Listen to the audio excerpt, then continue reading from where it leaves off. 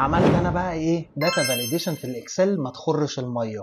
هدخل هنا واي حد هيحاول يكتب اي حاجه غير الديت هتجيله ايرور ومش هيرضى معاه. بص بقى اليوزر العفريت هيعمل لك ايه، هيطلع بره يكتب الحاجه اللي هو عاوزها ويعمل هنا كوبي ويعمل هنا بيست وخلاص.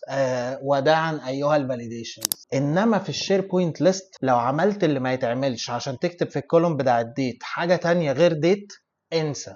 بص كده edit in grid view، هروح على الكولوم بتاع الديت ده عايز اكتب حروف، هطلع بره هيقول لي انسى مفيش الكلام ده. طب همسح الديت ده وهكتب رقم، مفيش، عمره ما هيقبل منك اي داتا غير ديت.